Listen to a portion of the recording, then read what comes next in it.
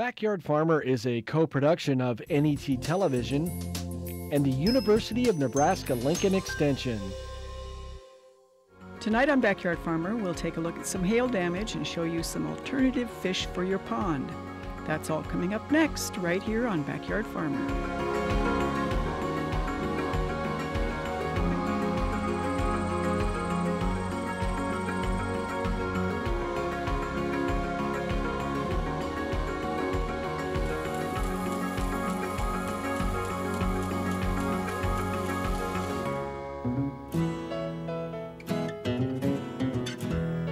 Hello again and welcome to Backyard Farmer.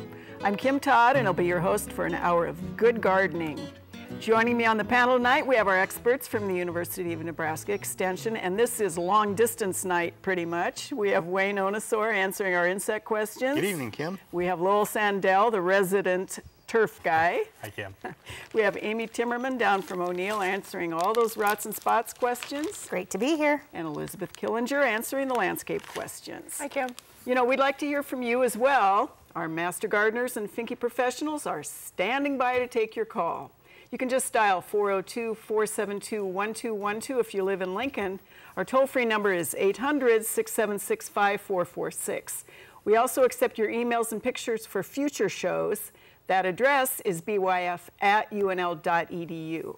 If you do send us an email, please give us as much information as you can about your question and also include where you live. That really helps us give you a better answer.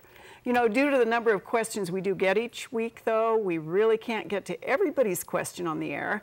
So if you need further information, you can always visit with your local extension educator or your garden center professional.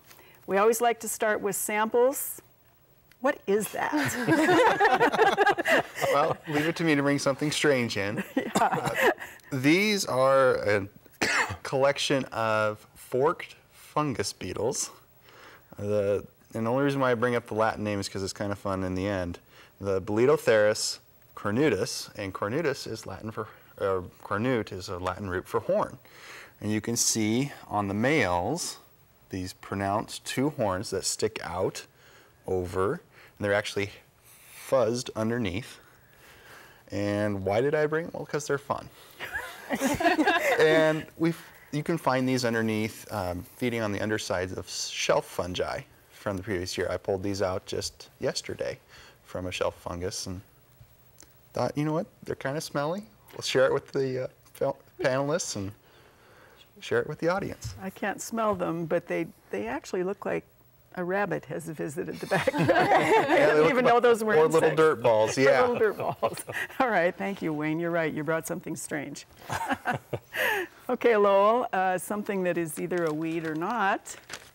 Yeah, so what I brought in this evening was foxtail barley. And this is actually a perennial. I was looking up some information about this. A lot of folks actually like it because it kind of looks like something desirable with the seed head there. But this is a bunch grass perennial. It doesn't spread by rhizomes or anything like that. It spreads by seed and short tillers.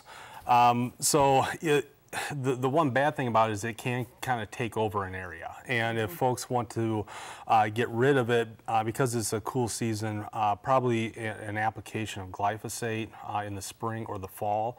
Or if they have clumps of it, because it is a clump grass, they could just dig it out if they don't have too many of them out there as well. But it's another one of those that is kind of in the eye of the beholder. Some people think it's a weed, some people like it. So we had little barley earlier on this, and that's the annual one, right? And that is a winter annual, yep. And this one's a perennial. Excellent. Yep. Thank you, Lowell. All right, Amy, what have you discovered in the landscape? I actually discovered this in the Backyard Farmer garden earlier today. Ooh. Looking at the tomatoes, you know, we are very thankful for the heirloom tomatoes in the Backyard Farmer garden. We are starting to get a little bit of early blight starting to show up. So we have two fungal diseases that usually attack our tomatoes, early blight and septoria.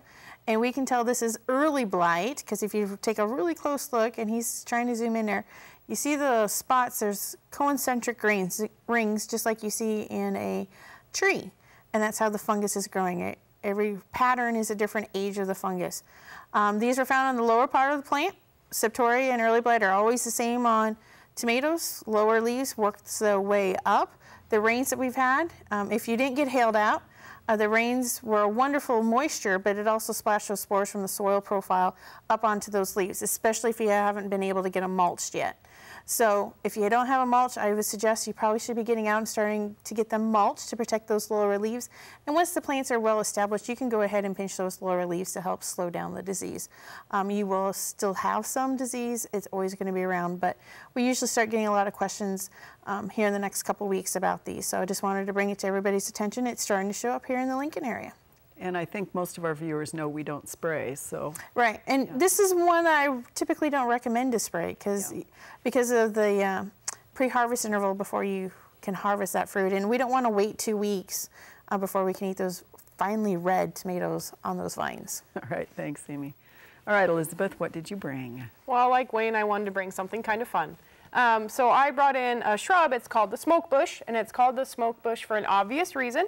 When it starts to bloom, it puts these lovely flowers on that look like puffs of smoke. There are 2 different kinds of species of this. They grow really well here in Nebraska. As you get farther west, we have a little bit of different issues with it. There's a purple leafed one that's really cool, and then there's this green leaf one. They have nice rounded leaves on them. They can be a single stem, or sometimes they can be a multiple stem type of a tree. They do really well and kind of unique in the landscape, and the foliage, it does really well in cut flower arrangements too. So a multiple use, multiple seasons of interest kind of a shrub. Excellent, thank you, Elizabeth.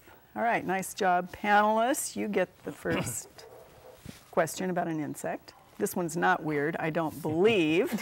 This is also from a Norfolk viewer, so should be right at home on that one, kind of, sort of. They're wondering about identification of these white moths. I'm fairly certain these are salt marsh caterpillar adults. If you were to pull those white wings back, there would be a bright orange stripe underneath on the abdomen. Not necessarily anything you have to control, but fun to look at. Interesting. And what do they graze upon, the caterpillars? That one I'm not so sure about. Because you don't see the white ones very often. No, but you will see them occasionally in soybean fields. Soybeans. That I know, but not much that the homeowner is going to be worried about. All right, thank you, Wayne. All right, we actually had a question last week about saltgrass. Okay. And this is a follow-up to that question. Pictures on it that we asked the viewer to send us some pictures. Oh, cool. And then how in the world can it be controlled because of the way it spreads? Yeah, so that's a great picture. They went through a lot of effort to get that out of the ground and kind of washed off. And folks can see how deep that rhizome is. That's probably 6 to 8 inches below the ground. Saltgrass is a perennial, has really thick rhizomes, and once it gets established, it's really difficult to control. And you can see the wispy tops on that right there.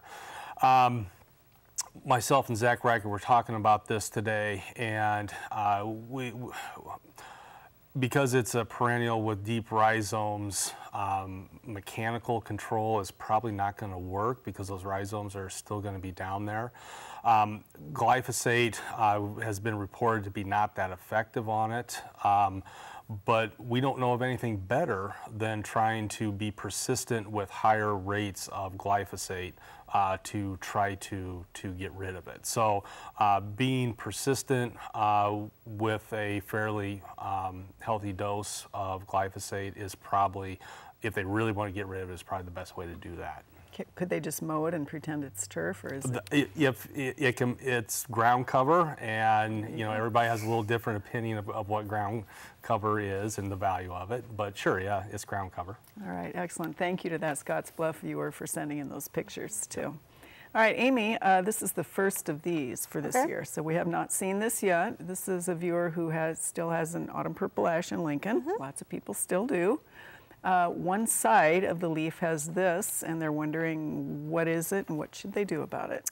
This is the classic ash rust that we'll see on a lot of those purple ashes, very susceptible to it. If you flipped it over, it looks a little bit different. That's where the spores are going to come from. This one's a little bit complicated in the life cycle. The spores that caused the infection on the ash tree is actually coming from cordgrass and the species of cordgrass that we can find in the area in wet, marshier areas. Once it's infected, it's just going to continue to grow there. That's going to produce spores that goes back to the cordgrass.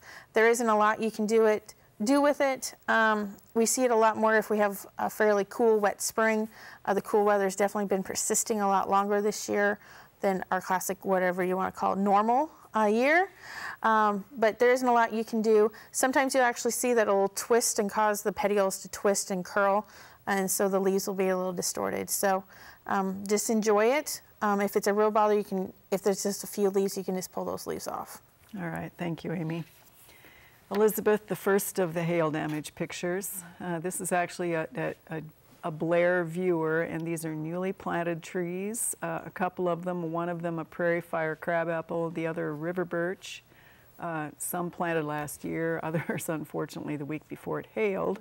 So of course their question is, do we wrap, do we tape, do we tear out, what do we do here? At this point in time, it's going to be a wait and see type of approach. We want to leave those wounds open to the environment, and we don't want to put any tars or paints or any type of sealant on there, because that can seal in the fungus and it can seal in the moisture. So we want to leave it open. The tree's going to have a difficult time. All the nutrient movement happens behind the bark. So once that bark gets stripped away and you're down to that dead wood, it's going to be hard for that tree to move the nutrients in that area until it seals it over. So on some of those trees that just had a few dings on them, the tree's probably going to be able to try to seal over that wound. On that river birch, there was quite a few wounds on that. So more than likely, you're just going to have to wait and see how it fares this summer. Make sure that it's adequately watered, there we go, throughout this summer, and do not fertilize, because stressed trees really don't need any fertilizer. It's going to cause them to put on more growth than what they can sustain. So wait, water, and see what happens. All right, thank you, Elizabeth. Well, those severe thunderstorms that did roll across the state did cause an awful lot of severe hail damage, especially in northeast Nebraska. Brian Kinghorn from Kinghorn Gardens is going to give us some good advice to follow up on what Elizabeth said about how we can help our plants and landscapes recover from that damage.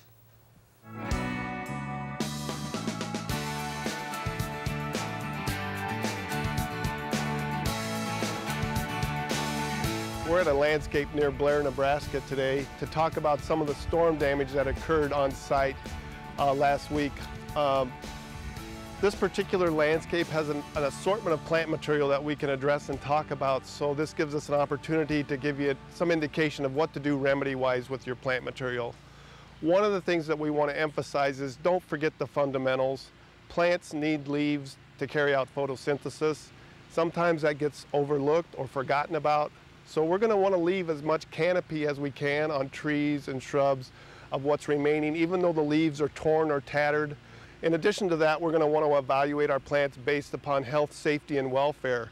For example, if you have a plant that's severely damaged, especially a tree where it's going to fall on a roof or cause damage or block a driveway, you're going to want to bring in a professional to probably take care of that situation right away on your behalf and do it in a professional manner. We know that we've had other things that have happened to plant material over the past winter with high winds, severely cold temperatures, some drought situations, and this storm is just another straw in the basket that plants are going to have to overcome. So let's make sure we don't forget the fundamentals, let's make sure we don't get overly aggressive, and let's make sure we don't do certain things like we do not want to use paint, we do not want to use wrap, we do not want to do anything overly aggressive that's not going to help the plant. All right, let's take a look at this hydrangea plant because it's probably similar to a number of plants that are now in your landscape due to the storm damage. And you're going to see a lot of bruised plant tissue. You're going to see a lot of ripping and tearing on the foliage. But what we're going to want to do is we're going to want to try to give as many clean cuts as possible to this particular plant and help kind of redefine its structure a little bit. So up here towards the top, we're going to try to find the first set of leaves that show any sign of growth or node development, or still have some leaf tissue on them, and we're going to cut back to that direct set of leaves and give that a nice clean cut, because that's where growth is going to be initiated. And once we do that, we'll start making similar cuts all through the plant itself, just to try to shape the plant to give it as much aesthetic appeal as possible. All right, let's talk a little bit about perennial plant material in regards to recovery and remedies. This is one of the perennial geraniums that you may have in your garden or various gardens across the state. And what we see here is the foliage is starting to form a nice rosette. So any of the damaged stems or tissue, we're going to cut back to that rosette itself, all the way back to the crown of the plant, and give the plant an opportunity to flush new growth. We're going to talk a little bit about tools that are going to help you get the job done quicker and faster. And so we have a bypass pruners, different size loppers, a folding saw, and maybe a pair of shears. A lot of work can be done with just these hand tools without making a lot of noise and creating a lot of fuss. Plus, if you need something bigger than that, you might want to go ahead and bring in a professional to help you take care of the situation. Plants are tough. They'll come back. Don't get too aggressive. Be patient. Take good care of them in regards to all the other cultural care needs that they have, and you'll see some success throughout the growing season. You know, as we always do after storms, we want to encourage you to keep that safety in mind first. The planting beds and the other areas on the ground that you can reach with hand tools, like Brian said, you're probably going to be fine, but do be careful with those mature trees. Always consult a professional. We don't want you to be one of those YouTube videos with a branch and a person. All right, Wayne, you get the next picture. This is actually it's two pictures, two different insects. They're both orange and black. This first one is a Plattsmouth viewer that found a whole pile of these congregated in his yard near the southwest corner. They're really little, the tip of a ballpoint pen kind of. Okay. Kind of wonders what they are. I mean, that's just sort of a what are they? These are well, the previous picture was a stink bug nymph. Stink bug nymph. Yes, oh, I could not tell you which species. A lot of the common brown stink bugs come out red and reddish orange and black like that. So it's really difficult to tell you which one it is specifically. The one currently on the screen, different orange and black, Colorado potato beetle larva. This is where you bribe small children with coins and a bucket and give them a bucket of soapy water to go pick them off for you. Yeah, and I think we've already had several questions, including we had these in the Backyard Farmer Garden. Yeah, so they're common. Time to get those. And the thing to remember is the Colorado potato beetle is the insect that has developed the most resistances to classes of insecticides. Really? Than any other insect. Good. So small children and buckets. Perfect. Excellent. Okay, Lowell, you get the next one. This is an Omaha viewer, and she found this growing through her fence. She wonders what it is. She thinks it's pretty, but is it one she wants to keep? Yeah, so I think this is a plant called motherwort. And I'll be honest, I don't know if it's an annual or perennial. I think it is an annual. You can see all the flowers on it. Another good example of, you know, weed always being in the eye of the beholder here. My guess is that would produce a lot of seed, and over a few years, she'll have a lot of motherwort plants. So I would get rid of it, is what I would do. All right. There's just one of them, just pull it. Okay, excellent. All right, Amy, you know, oftentimes you get pictures that people think are a rod or a spot. This is an espalier, and apparently there are two of them, and they're all 4 apples grafted onto the rootstock. One, and I think you can see on the picture there, the far one is doing really well. The new one leafed out, flowered, one branch sort of flowered, and then now all of a sudden they're going brown and wilted. Okay. So they're wondering what's going on here. Okay, there could be a couple different things going on with this espalier. With the ends turning brown and curling, it could be an indication of fire blight, which is a bacterial disease transmitted by bees when they're coming in to pollinate those flowers. Best thing to do with those is wherever you're seeing that brown foliage, you're going to want to prune back 8 to 12 inches below that infected site, because that bacterium is going to move in the vascular system, and soon it can move everything. The other thing I would really want you to look at is, since you have 4 different grafts on there, is double check to make sure how the grafts are looking. We could be having a graft issue, you could have a canker development, which would be affecting that entire branch of that graft, limiting water and nutrient movement in those branches. So I would first look to see if there's any canker development, see how those graft unions are looking. Then I would start leaning toward that fire blight, and then you're going to start pruning back from that point on. Once you start pruning, I don't know how much of the tree you're going to have left. The trick is you're going to want to try to remove it so it doesn't move the bacteria over to the one that's still looking healthy, which would be next spring when that movement would occur. All right, thank you, Amy. Elizabeth, this is an interesting one as well. This is a viewer who has walnut trees. They were pruned. The one that's of worst interest is the next couple of pictures. Big old hole in the side of the tree. Ants are going in and out of it. Wayne, his question is whether he should cover the hole to stop the water and the ants, and if so, with what? 22 inches deep, straight down. And then the second question is whether it's okay to spray something around the base of those trees so they don't hit them with the weed eater. To answer the simple question first, yes, anytime that you can put a mulch ring around the tree, we're going to recommend it. You know, ideally we want to give you enough room so you can make a simple pass of your mower, so at least a couple foot, and then put the mulch at least a couple inches deep. You can either pull the grass out, you know, try to kill the grass to the best of your ability. If you want to use a herbicide, you can do that. In terms of filling the hole, you want to leave that open to the environment. You don't want to try to fill it. I know in the past some places they have recommended concrete. But when you go to cut the tree down and it's full of concrete, it makes it really hard. So we're not going to recommend putting anything in there. You want to leave it open to the environment. The carpenter ants in there are taking advantage of that dead and decaying wood. So overall, I would look at the overall health of the tree. When you start to notice some of those other main trunks might be showing some signs of decline, you might want to contact an arborist to come in and take a look at the tree to see if it is becoming a hazard or maybe if it should come down. All right, thank you, Elizabeth. For this week's Green and Growing tip, we're going to take a look at a few penstemons that might be right for your perennial beds.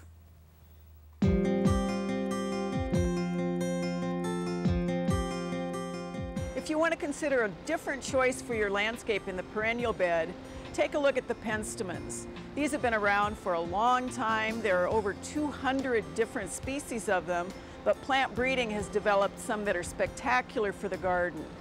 You might be familiar with Husker Red Penstemon, which was developed by our own Dale Lindgren. This is one of his newer ones, which is called Dark Towers.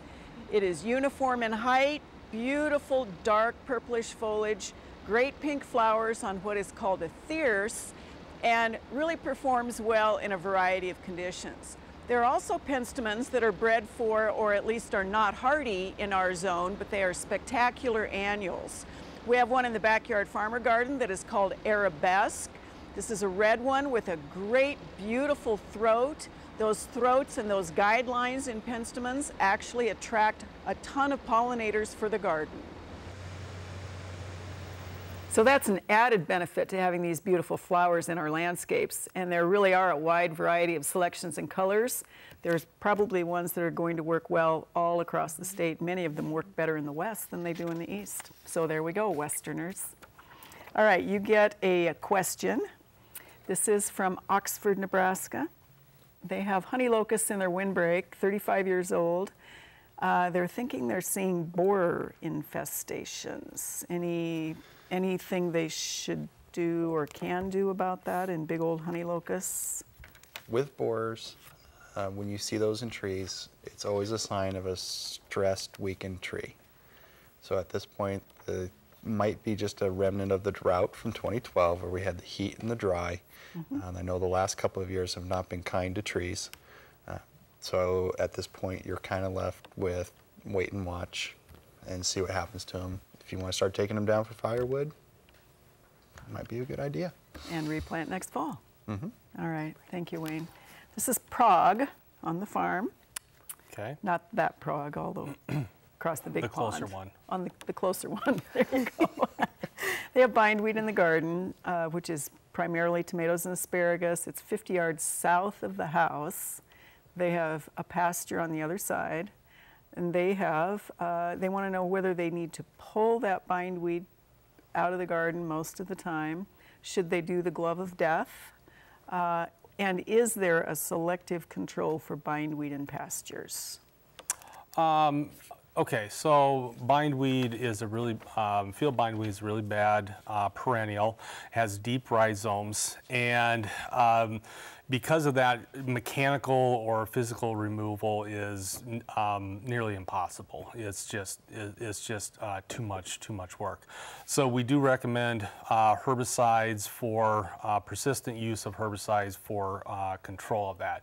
Now, being around the garden area, the herbicides that work well on bindweed don't mix with the garden. So in a garden situation, if they can set it up where they can continuously use a rototiller or something like that to keep it knocked back, that would probably be the best way to go. In a grass pasture, a pure grass stand pasture, there are numerous chemicals that can be applied. And this is kind of a long list. In our guide for weed management, there's a number of options for bindweed control in pastures. All right, thank you, Lowell. Amy, this is a Bellevue viewer with Colorado blue spruce, and they're saying the tips are beginning to turn brown and then move back, and the tops of these trees look fine, and they're seeing this all over the Omaha area. Okay. Besides the brown, I guess my next question is if the needles are turning purple in color. Serococcus shoot blight is a common fungal disease we'll see attacking blue spruce of any age, but it only attacks the new growth. And so those needles will usually turn a purplish hue and then turn brown and fall off. It affects the trees early in the summer, or early in the spring, sorry, when it's cool and wet. You can do a copper type product fungicide application in the spring. Typically, you're going to be looking at mid-April in the Bellevue area, just as those needles are starting to come out, starting to elongate out, just to protect them. The trick is, though, you're going to have to spray the whole tree into drip. If they're large trees, you're going to have to hire a professional to do that, because I'm not going to recommend a homeowner to go spray a 20-foot tree. As yourself, you can maybe spray, if you're comfortable, maybe a 5-foot tree. Anything above that I would not recommend, because you're going to be spraying above your head. But that would be the cause. Hit and misses through there, and those branches will not grow back. So you could go ahead and prune them off if they're causing a problem, if you only have a few of them in the tree, to give you that aesthetic quality that you're looking for. And it would be great if somebody from Omaha would send us a picture for next week, so we could talk about it again if it's a problem like that. Yeah. All right, Elizabeth, this is 26 miles north of Lincoln, somewhere. Daylilies, the early ones are not blooming. She or he has had them 10 years. The plants look fine, the mid-season look fine, and the late season look fine. Have you had any calls or heard anything about daylilies refusing to behave well?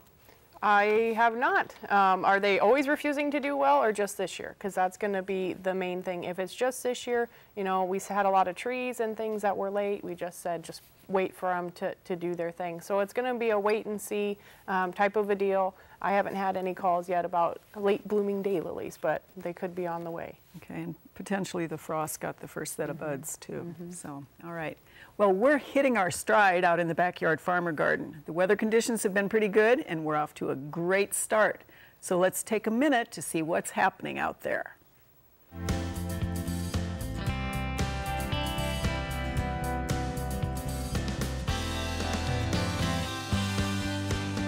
Our Backyard Farmer Garden is becoming beautiful with the season. Lots of sunshine, lots of moisture. We do have cabbage loopers that are having a little crunch on our Brussels sprouts, but that's all right. They need to eat too.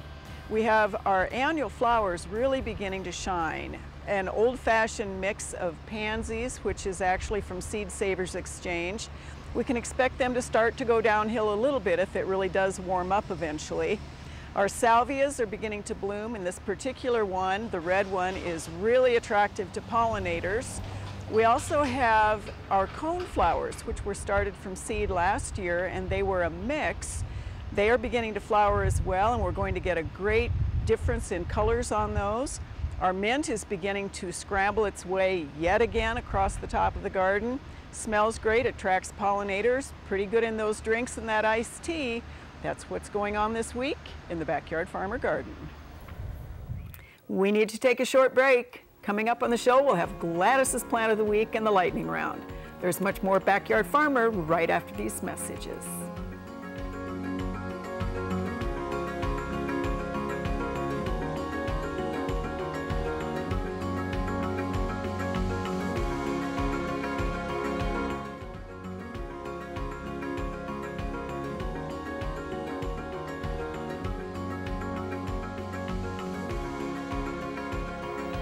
Thanks for staying with us on Backyard Farmer. Coming up, we're going to be focusing on native fish for your backyard pond, and we'll see what Gladys brought in for the week. You can still phone in your questions by dialing 1-800-676-5446.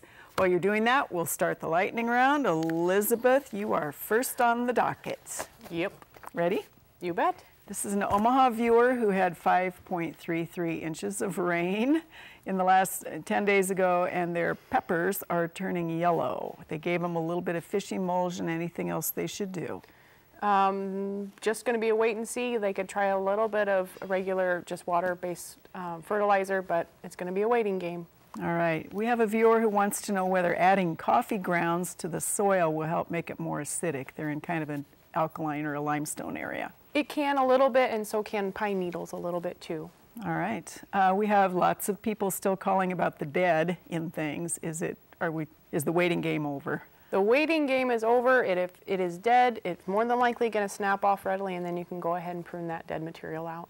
We have a viewer who has realized that boxwood smells like cat box on occasion, and she's wondering, is there a spray that will keep it from smelling like cat box? That is the smell of the shrub, so if you do not like it, like I do not plant them, or you can remove the shrub. All right. A viewer in Doniphan had 17-year-old raspberries hurt by herbicide drift. They're wondering, are they okay to eat the fruits? The fruits, we cannot recommend that they eat the fruits that were hit with a herbicide drift. For one, we don't know what herbicide it was, and for two, we don't know how much. So especially the fruits that were present at the time of the drift, we would not recommend them eating those. Great, nice job. You ready, Amy? Yeah. All right. Yep. So viewer wants to know whether Pythium is one of those things that stays in the soil, or does it disappear if you're fortunate? It stays in the soil forever. You really will only see a problem if you have too much water, if the soils are too wet. All right. Do we have wilt viruses of tomatoes in Nebraska? Do we see those very often? We have tomato spotted wilt, very common. It is also insect transmitted. You can also move it with your hands, touching from an infected plant to an uninfected plant. Nothing you can do if you're infected. All right. How do you prevent those cuts in ripe tomatoes from getting mold in them? There isn't really anything you can do. Just make sure you eat those tomatoes first. All right. We have a viewer who had cherry trees, and the leaves are completely deformed and wadded up from powdery mildew. Will that hurt the tree ultimately? It shouldn't hurt the tree as long as it's still able to photosynthesize. They should be okay. I'm suspecting that the whole tree isn't impacted, so it should be okay. All right. We have a white fungus all the way up a tree trunk. Rogue it out. Rogue it on a tree trunk. I guess my question is it really mold, or do you have, if it's on the north side, maybe it's some lichens, which like really wet areas, which don't hurt the tree. Picture. Picture would be great. All right. Are you ready? Yes. Well, okay, I was going to ask you the insect question, see how good you are. Okay. Please do not give me the weak questions. 0, 0 is what I would get. Okay, we have a question about whether bluegrass and fescue produce viable seed heads. Those are perennials. A lot of times the perennials don't produce a lot of viable seed. All right, so the second question that this same person had is, can they use those grass clippings in their garden then, especially if they cut early? Yeah, it takes a little time for grass seed to mature. So if they cut it right when those seed heads come out, that seed, if it would be viable, probably isn't going to be do anything. All right, there's a huge white lacy flowering weed in all the ditches. What is that? It's probably poison hemlock. All right. How do you control cattails in an aquatic environment? The best way that a homeowner has is to use one of the aquatic labeled glyphosate products around the time of cattail flowering. All right. Purslane is coming up in the sidewalks. What to do? Just mechanical removal. Some people are going to eat it, but they can use herbicides. But if it's just a few plants in a sidewalk, just use a hoe or something and get rid of them. Great. The pantomime for our viewers was the rest of the panel pretending to eat the purslane. Okay, are you ready, Wayne? As long as they're insect questions. We have a Lincoln viewer who is seeing tiny little grasshoppers in her landscape. A problem, what to do?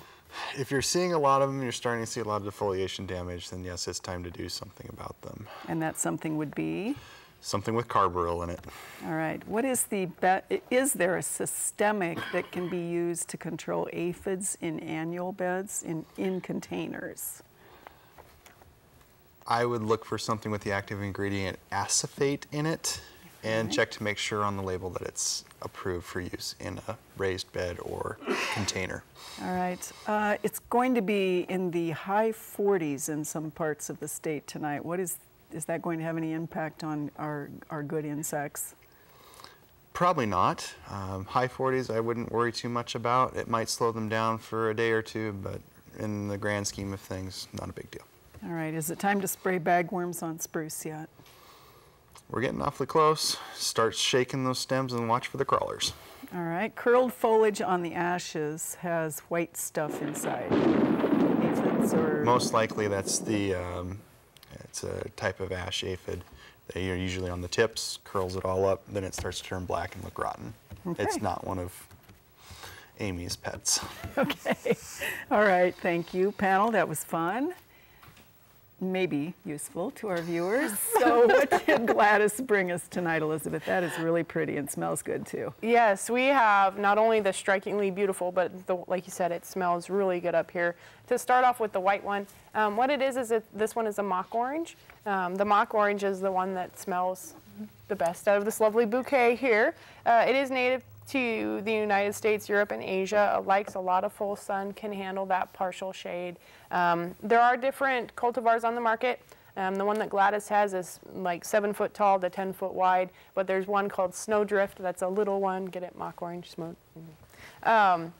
And that one's a little bit smaller for their smaller spaces. So there's a mock orange for wherever space that you have. The yellow one is a fun one. It is called a foxtail lily, and it is from a bulb. And there are several different colors. We saw it by the Backyard Farmer Garden. There's a white one that's in bloom up there, and I was freaking out because I said it was really cool. And here it is as the plant of the week. It also is known as the desert candle. Gladys says that the yellow ones seem to be the hardiest out of some of the colors. And the blooms can get as tall as 3 foot tall. And you want to make sure that they're covered well with a good winter mulch when we get toward fall, so that way they're protected as we go into the winter season. So thank you as always to Gladys for sharing, especially those foxtail lilies. Oh, yeah. They are really a wonder when they're in flower. All right, Wayne, you get the next picture. Excuse me. This is a viewer that had this thing on his face after he went for a walk in the morning and wonders whether he should be alarmed. And I responded by email and said it was a spider. I would have been. It all depends on whether or not you have arachnophobia, fear of spiders. There you go. This particular one, near as I can tell, it looks like one of the small orb weavers.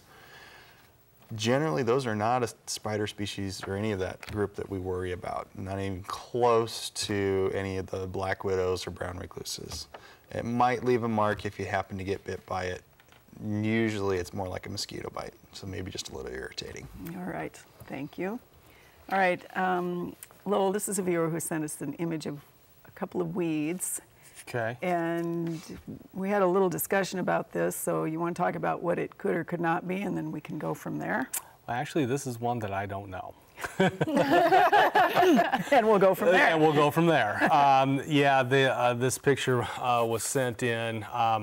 I guess if we could get if a viewer could send in a little closer image on that, or send a sample into the diagnostic clinic, that would at least help me out a lot. Broadleaf weed, I'm not sure what it is. It looks like it was in a flower bed or something like that, but that's all I really know on that one. Well, and the other one we talked about was, what was that thing called? Oh, bed straw? No, Oh, pellitory. Or... Pennsylvania pellitory. Yeah. That's really showing up underneath trees and in landscapes, or mulch beds right now. It produces seed really fast, so if you see pellitory out there, go ahead and hoe that out or get rid of it. Otherwise, it will produce seed. All right, thank you. Amy, we have a viewer, this is a Lincoln viewer, who had some flowering plants, all sorts of plants in her landscape that came up, hibiscus, a wildflower, 2 or 3 others that did this after they came up. Is this a rot spot or us? It is not a rotten spot. The reason why I can say it's not a rotten spot is because it's affecting so many different species of plants. Pathogens are pretty specific on the plant species. Now, if it was all hibiscus, then maybe we would lean that way. But since it's such a wide variety, we're going to lean to other things, environmental causes. The other one would be a herbicide drift. Whether you made a herbicide application, your neighbors made an application, something drifted in there and has affected those terminal bud growths. Will they grow out of it? It's really hard to tell. Some of those tips were pretty damaged. I don't know if they're going to come out of it. It's going to be one of those wait and sees. And then if you're going to ask which herbicide it was, it's really hard to tell. There's so many products that are out there right now that could have affected it. We've also had some warm weather which would really favor some movement and volatilization of some of those herbicides. So wait and see. And next time, if you've made those applications, we need to be cautious of temperature and where we're making those applications. All right, thank you, Amy. Elizabeth, this is a Sutherland, viewer who planted 3 Douglas firs about 3 years ago. They did have some brown at the bottom when they planted them. They did do some watering during the drought. They have an irrigation system. They have been using that. But they've also done a fungicide spray because they're seeing more things go on. So are we starting with environmental and then moving to a rotten spot, or what are we going to recommend so he doesn't lose these 3 trees? I think we're going to start with an environmental. One thing that they can do to help out the tree is to increase that mulching underneath that tree. So they're not having to push that mower right underneath or ride so close to the trees where they're hitting those lower limbs. On some of those limbs, if they don't have any needles on them at all and they didn't have any new growth on them, now would be the time to go ahead and prune those out because it's not going to sprout any new growth at this point in time. So Amy, rots and spots? Douglas firs in general typically don't get a lot of rots and spots associated with them. They're actually one of the trees I typically suggest. So I guess I would take some time, do what Elizabeth recommended with the mulching, try to be careful, keep watering it. It could just be a stress from 2012. Right. It is amazing how long it takes those trees to show stress that happened 2-3 years ago. Just give it some time. All right, thank you, ladies. Having a nice pond in your backyard is always a pleasure. And like there are plenty of options for plant material in and around your pond, there are also some good options for aquatic life in addition to koi. Right now we're going to hear about some, frog in my throat, speaking of aquatics, some Nebraska native fish that you can try from Daryl Bauer from the Nebraska Game and Parks Commission.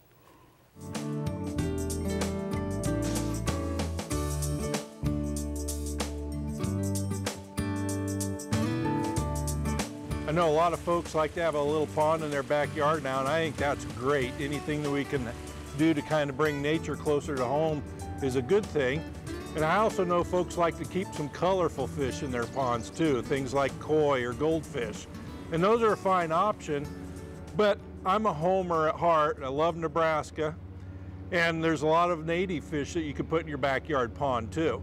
And a lot of them will be kind of the same, serve the same function as the koi or the goldfish in your pond.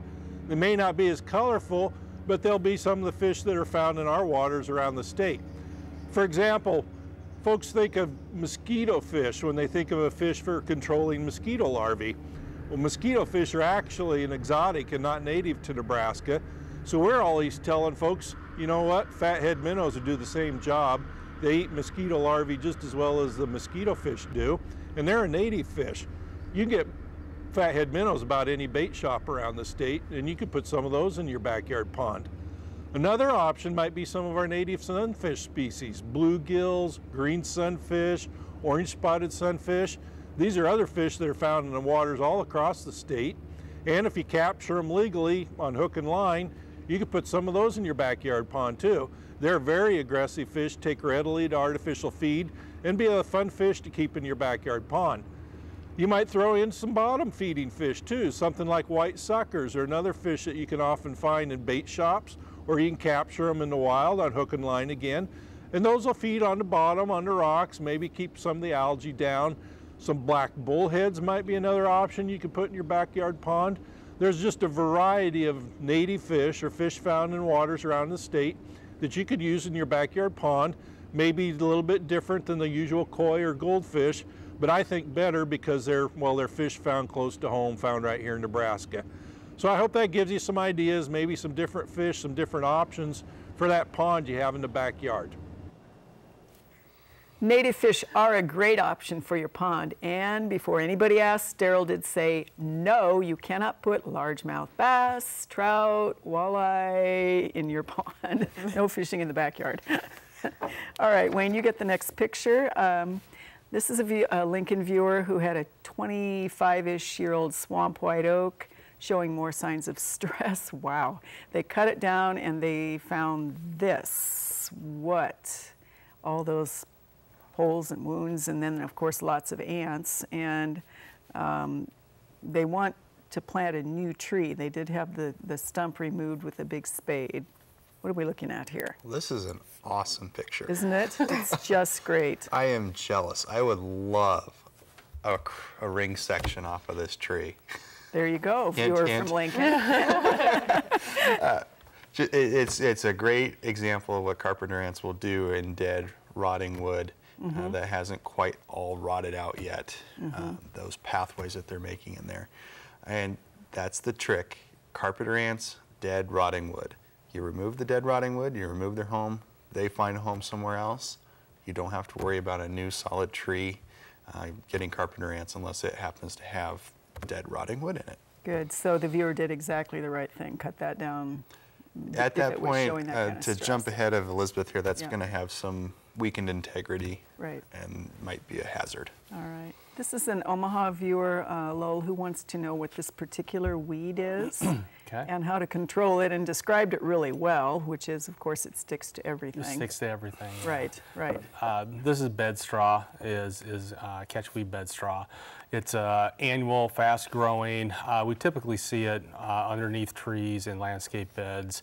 It's a fairly wimpy plant, actually, and if you have a rake or something like that, it's very easy to get rid of. If there's a lot of it, they could use Roundup if they're careful spraying around the desirables in there. Either way, it's pretty easy to get rid of. All right, thank you, Lowell. Amy, your next picture is a viewer who has concern over a pear, and it looks like this. And they're wondering, is this a disease, or have we yet again attacked this with a chemical? Well, we can almost call it a new variety of pear. It could be the corkscrew pear now instead of corkscrew willows. It could be a little bit of fire blight. I talked about fire blight earlier. I would probably lean more to a herbicide injury with how they're really curling, and it's just the new growth that's being affected. Once again, hard to say what was actually sprayed in the neighborhood or in the landscape area that could have moved over and caused some injury. Wait and see how it works, see how it recovers, make sure it stays adequately watered this summer, and wait and see how it looks next spring. And that might be a diagnostic clinic one if it doesn't grow out of it. Yes. Okay. Yes. All right. Elizabeth, this is a viewer who would like to have an identification made. She's in Red Willow County. This is the image of the plant, and then she sent us the image of the top of the plant, and she thinks it looks like a weed with brown flowers. We did send her a follow-up and ask if this opens to something that is yellow and actually looks like a flower, and she said yes. And it is a very interesting flower with a very interesting common name called hardhead. And it's actually related to the same genus as a bachelor button, the Centaurea, something like that. Starts with a C. And so what happens is that brown knot, and then there's some yellow petals that stick out through the top. So it looks kind of fun with that brown hard head, and then the yellow petals sticking out. Really does well in those drier environments, well drained. You know, you can impress all your friends because you have a hard head. And it gets big. And it gets big, and Yes. it's a big, bulky plant, because if that flower is about that big, you can about imagine how big that plant gets. But it's a fun Excellent. one. Good, good. That was a nice picture of that one, too. We have a couple of announcements tonight of things going on in the gardening world. Our first is the Wachiska Audubon Society's 25th annual Backyard Farmer Habitat Tour, Backyard Wildlife Habitat Tour. June 15th, 11 to 4. We have a number and a URL on the screen for that one. Our second one is the River City Cactus and Succulent Society 29th Annual Show and Sale, June 28th and 29th at Mulhall's in Omaha. So a couple of very different things for our viewers to participate in. All right, you get a question from Columbus, Wayne. This viewer has pears and has seen a number of white fly/moth type insects around his trees. He's wondering if they're the pests that attack pears. Good question. Okay, so we need maybe a picture on that This one. one we might need a picture on to really make sure we know what we're talking about. All right. I usually don't get a lot of questions about pests on pears. Other than squirrels. Okay. Or the two-legged Or the variety. two-legged variety. There you go. All right, Lowell, a viewer in Papillion has bluegrass Okay. and has wild strawberries in the lawn. Wants to know how to control the wild strawberry in the lawn. Wild strawberries pretty tolerant of chemical, and it's pretty difficult to control. The thing to try is the strawberry is a perennial there, and the thing to try is a product that has the active ingredient triclopyr in it, and then like with a lot of these perennials, I think folks sometimes think one application it goes away. That's not the case. When you have perennial weeds there, they're persistent. You have to be as persistent with chemical application to get rid of them as well. So that's what I would try on that. So if the runners haven't attached themselves, they may be able to If it's not real big and Yeah. the runners haven't attached, they could try that to minimize it. All right, excellent. Thank you, Lowell. Amy, this is a Callaway viewer that has a peony that came up about 3 years ago away from a couple of others, finally flowered. The flowers really didn't open fully, and we've had a couple of people say their peonies they're kind of looking a little funny this year. They're wondering, is this a blight or a something, or is it simply environmental again? With peonies, I'd probably be leaning toward botrytis blight, very common fungal disease. It attacks the blossoms and then it can go down that bud and cause death. Sometimes it can cause some distortion associated with it. Once again, spring disease, like cool, wet weather. If you've had a problem, probably next year, it's one of those that I may suggest a preventative fungicide application, use a copper type product, just protect those buds as they're starting to form, so the fungus is not able to attack, especially if it's going to be wet. That way you can get that nice pretty blossom that you're looking for and the smell at the same time. Like I said, a copper product would probably work the best for you. All right, thank you, Amy. Elizabeth, a friend viewer, has lindens, 3 years old, 2 of them, 15 feet tall. One died, the other has some issues apparently, hasn't been spraying, they haven't leafed out. Wonders if there's a linden killer on the loose, or is that potentially, looks like maybe they're saying 2-inch in caliper when they were planted. 2-inch in caliper and they're fresh or newly planted. Right. More than likely, it's going to be some type of environmental, whether it didn't receive adequate moisture last year, or maybe there might have been some issues with it planting. But there's not a lot of, there's issues with linden, but there's nothing that I know of off the top of my head that will cause disease or things like that. So environmental condition. Right, big one planted, picture potentially. All right, Wayne, we have a little bit of time left, not much. Hackberry questions are beginning to come in. What's going on with the leaves and then these little wads of branchlets? Oh, okay. Oh, well, yes. All right, for all of those of you that like to collect hackberry leaves, it's too late. You're too late in this time of year because the hackberry psyllids have already formed their galls on the leaves, and it seems like every single leaf on the hackberry tree will have them. Nothing to worry about. They don't necessarily harm the tree. They just produce a lot of little flying psyllids in the fall for you to deal with. As far as the clusters of branches, that's a witch's broom. Burn it out if you don't like it. All right, excellent. Last one in 10 seconds or less. Okay. Lowell, is cattail removal in the water. You want to repeat that again because this is the third question on cattails tonight, and this is actually a septic system. Okay, the best way to do that is for the homeowner is glyphosate and aquatically labeled glyphosate because there's water involved there. That's important, and application around the time of flowering will give you the best control of that. All right, thank you, Lowell. Unfortunately, that is all the time we have for Backyard Farmer. We want to say thanks to our panel for another interesting show and to everyone who submitted questions and pictures. Helping us on the phones tonight, we had Master Gardeners Gladys Jurink, George Edgar, George Maley, John Cariato, and UNL Extension Horticulture Assistant Terry James. From Finke Gardens was Ryan Lucky. Next time on Backyard Farmer, we're going to be showing you tips to grind out a stump. Jeff Culbertson talks about having the right professional help to get the job done and some key ideas for cleaning up and replanting that area. Thanks for watching. Good night, good gardening, and we'll see you all next week right here on Backyard Farmer.